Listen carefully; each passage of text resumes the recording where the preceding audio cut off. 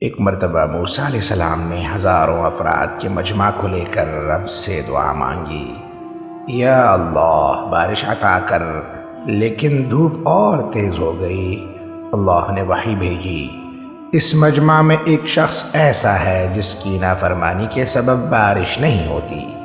حضرت موسیٰ علیہ السلام نے اعلان کیا، جو شخص ایسا ہو وہ مجمع سے نکل جائے۔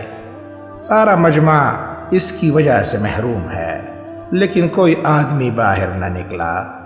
اس نافرمان نے دل میں سوچا کہ اگر باہر نکلوں گا تو بے عزتی ہو جائے گی اور سب کے سامنے ذلیل ہوں گا، اور اگر نہ نکلوں تو بارش نہ ہوگی۔ اسے توبہ کا خیال آیا، کہنے لگا، یا اللہ میں نے بہت نافرمانی کی، لیکن تو نے مجھے پردے میں رکھا۔ میں توبہ کرتا ہوں، میری عزت رکھ لے۔ بادل اٹھے اور بارش شروع ہو گئی۔ موسیٰ علیہ السلام کلیم اللہ نے کہا، یا اللہ کوئی نہیں نکلا اور بارش شروع ہو گئی۔ اللہ نے فرمایا، جس کی وجہ سے رکی تھی اسی کے طفیل بارش برسا رہا ہوں۔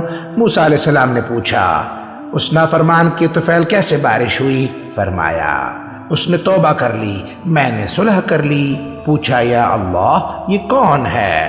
اللہ نے فرمایا، جب نافرمان تھا تو کسی کو نہ بتایا، اب جب توبہ کر لی ہے تو کیسے پردہ اٹھاؤں؟ سبحان اللہ۔ ناظرین، ویڈیو اچھی لگی ہو تو چینل کو سبسکرائب کرنا یاد رکھیں، لائک کریں اور بیل آئیکن کو پریس کر دیں۔